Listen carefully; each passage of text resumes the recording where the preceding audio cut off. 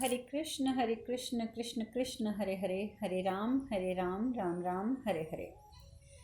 आज भगवान श्री कृष्ण का स्मरण करते हुए हम महाभारत के अध्यायों का अध्ययन आरंभ करेंगे। मैं मान सकती हूँ कि कुछ भाई बहनों के मन में ये विचार भी आएगा कि महाभारत क्यों। यहाँ तक कि मुझे तो किसी ने यहाँ तक बोल दिया, जब मैंने बताया कि मैं महाभारत जा रही हूँ शुरू करने, तो उन्होंने मुझसे पूछा कि महाभारत से तो घर में महाभारत हो जाती है। देखिए, ये सब कुछ हमारी अपनी सोच पर निर्भर करता है। मैं महाभारत का जो एक प्रसिद्ध, जिसको बोलते हैं ना, पेंटिंग, जिसमें कि अर्जुन का रथ है, भगवान श्री कृष्ण सारथी बने हुए हैं और अर्जुन पीछे खड़े हुए हैं अपने धनुष बाण लेकर, उस पेंटिंग को मैं अपनी फेवरेट पेंटिंग बोलती हूँ। और मुझसे कई लोग प्रश्न करते हैं कि घर में ये पेंटिंग क्यों, ये तो युद्ध का प्रतीक है, भाई भाई का दुश्मन है। नहीं, ठीक है, ये बात हमें पता चलती है, भाई भाई का दुश्मन है, लेकिन भाई भाई का दुश्मन क्यों है? आखिर ऐसे कौन से कारण थे, कौन सा कर्म था जिसकी वजह से ये सब घटनाएं घटित हुई? लेकिन अंततः तो हमें यही सीख मिलती है कि जिसके साथ भगवान है उसकी विजय निश्चित है। भगवान श्री कृष्ण की संपूर्ण सेना यदि कौरवों के साथ थी भी, तो भी विजय तो उन्हें प्राप्त नहीं हुई। विजय तो अंत में जाकर पांडवों को ही प्राप्त हुई, क्योंकि भगवान स्वयं जो थे वो पांडवों के साथ थे, और भगवान वहीं होंगे जहाँ पर सत्य का वास होगा।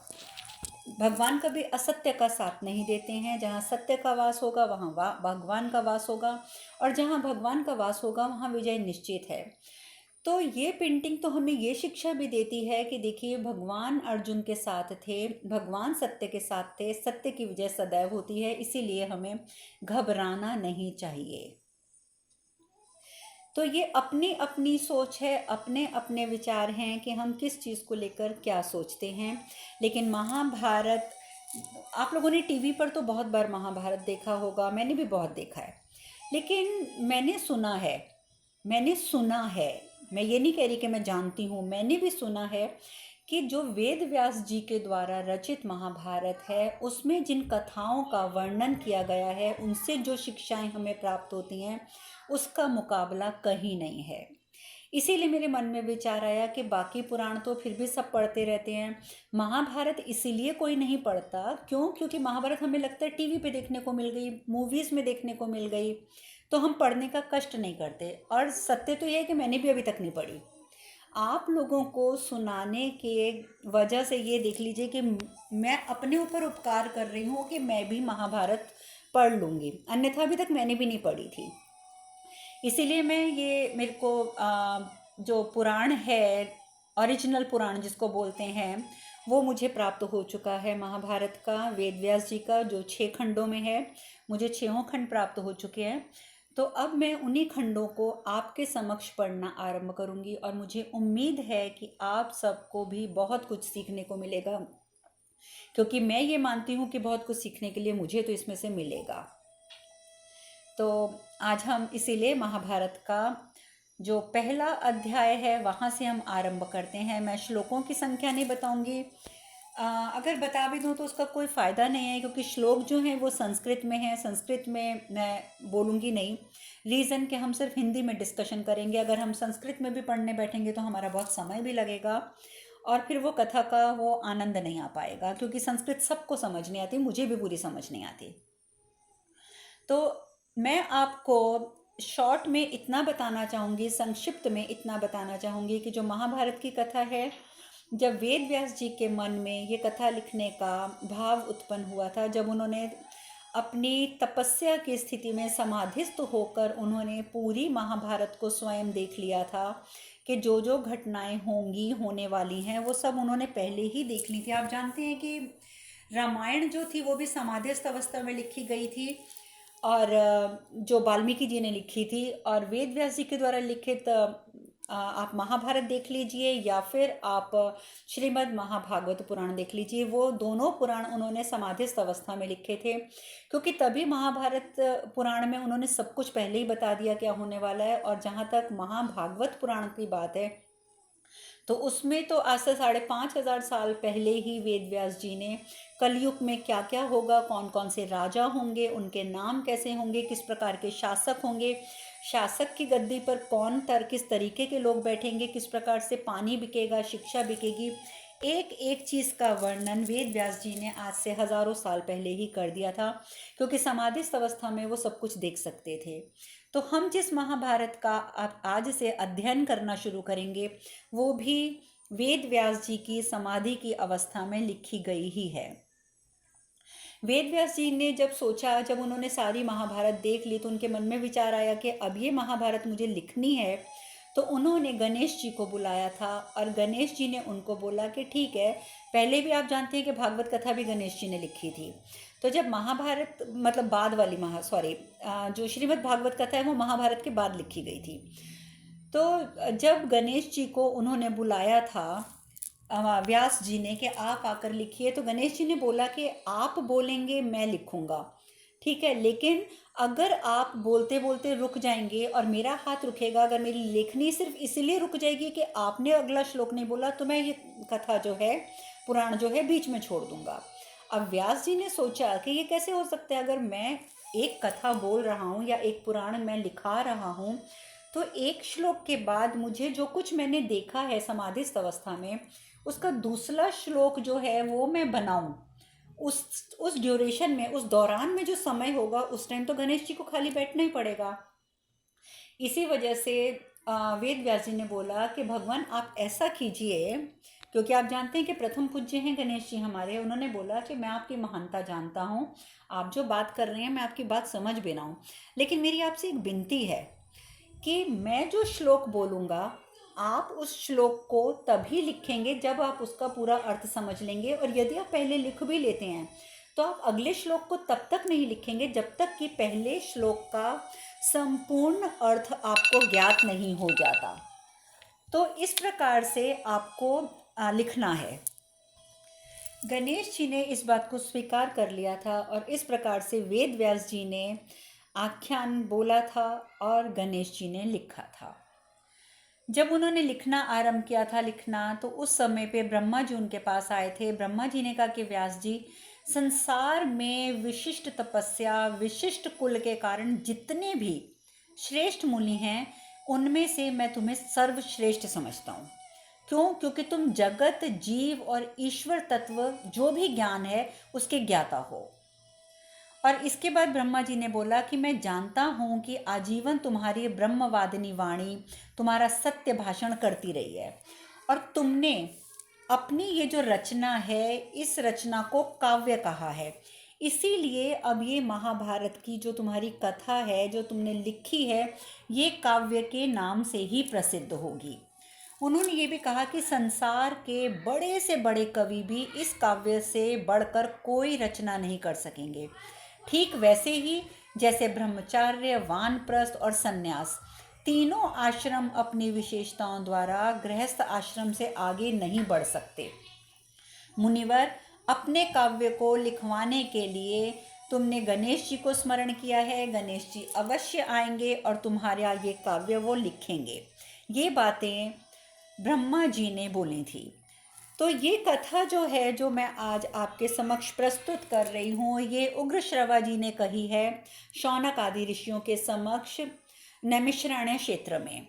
तो उग्रश्रवा जी कहते हैं कि महात्माओं यानी कि साधु सन्यासियों, ब्रह्मा जी व्यास जी से इस प्रकार संभाषण करके अपने धाम वापस चले गए, और उन्होंने इस बात से ये सिद्ध कर दिया कि ये जो महाकाव्य है महाभारत का, ये सबसे प्रसिद्ध काव्य के रूप में ही प्रसिद्ध होगा।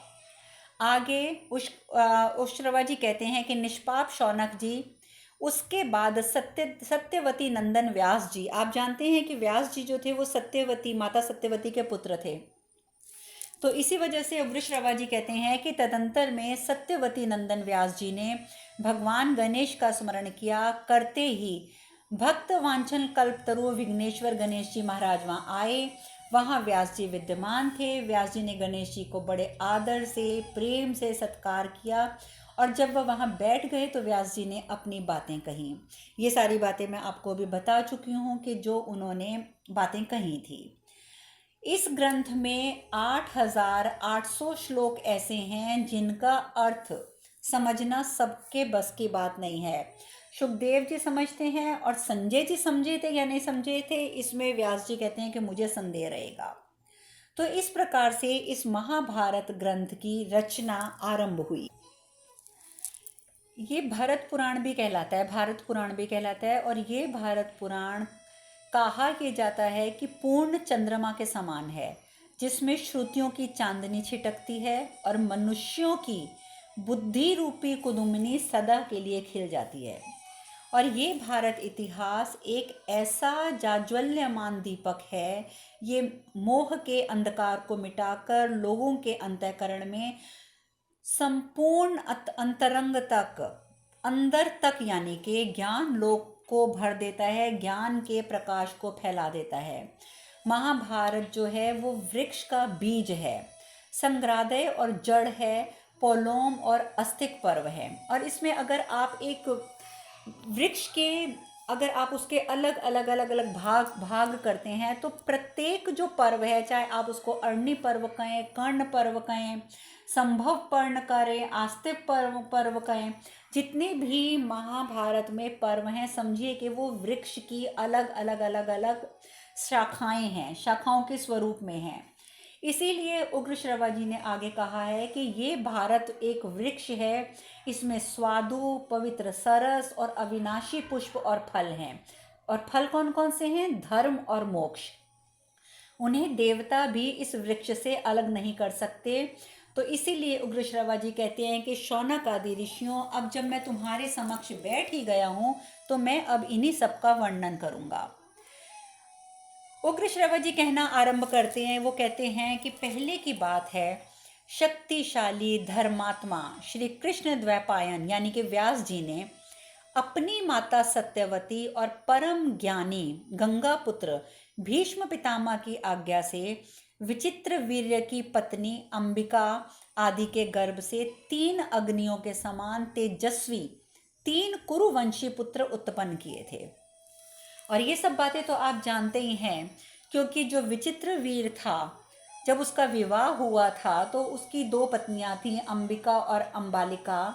और जो अंबा थी वो तो वैसे ही आप सबको ज्ञात है महाभारत की कथा में कि अंबा ने विवाह करने से मना कर दिया था और बाद में अंबा ने आत्मदाह कर लिया था। और आत्मदाह के बाद उसने ये कहा था कि वो पुनर्जन्म लेगी और पुनर्जन्म लेके वो भीष्म पितामह से अपना बदला लेगी, क्योंकि भीष्म पितामह ने तीनों कन्याओं को स्वयंवर में से जीत लिया था और अपने लिए नहीं जीता था। भीष्म पितामह ने इन तीनों कन्याओं को जीता था विचित्र वीर के लिए। अब अंबा ने तो विवाह नहीं किया था, लेकिन जो बाकी अंबिका और अंबालिका थी उन्होंने विवाह तो कर लिया था, परंतु उनकी अभी पुत्र उत्पत्ति भी नहीं हुई थी, कोई संतान उत्पत्ति भी नहीं हुई थी कि विचित्र वीर्य जो थे उनका, वो बीमार रहते थे, उनका देहांत हो गया। और उस समय पर माता सत्यवती ने, जो कि विचित्र वीर्य की माता थी, उन्होंने अपनी दोनों पुत्र वधुओं के लिए बुलाया था वेद व्यास जी को। और उन्होंने इन दोनों माताओं के यानी कि अंबिका और अंबालिका के गर्भ में उन्होंने गर्भ धारण करवाया था और साथ ही एक दासी को भी गर्भ धारण करवाया था। और इस प्रकार से 3 कुरुवंशी पुत्र उत्पन्न हुए थे, जिनका नाम था धृतराष्ट्र, आप जानते ही हैं, जो कौरवों के पिता थे, पांडु जो 5 पांडवों के पिता थे, और विदुर जिनको की स्वीकार्य नहीं किया गया था क्योंकि वो दासी पुत्र थे।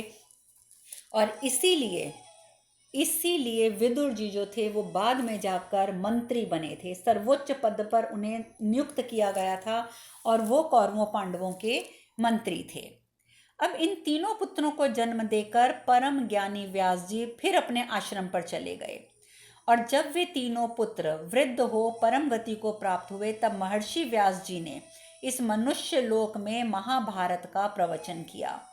जन्मेजय और हजारों ब्राह्मणों के प्रश्न करने पर व्यास जी ने पास ही बैठे अपने शिष्य वैश्यापन जी को आज्ञा दी कि तुम लोगों को महाभारत सुनाओ। और वैश्यापन जी ने याज्ञिक सदस्यों के साथ बैठकर यज्ञ कर्म के बीच बीच में अवकाश लेते हुए यजमान आदि के बार बार आग्रह करने पर उन्हें महाभारत सुनाया था।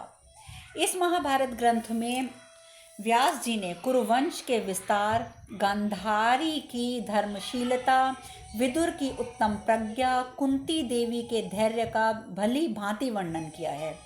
महर्षि भगवान व्यास ने इसमें वसुदेव नंदन श्री कृष्ण के महात्म्य, पांडवों की सत्यपरायणता, धृष्ट राष्ट्रपुत्र दुर्योधन आदि के दुर्व्यवहारों का भी स्पष्ट उल्लेख किया है।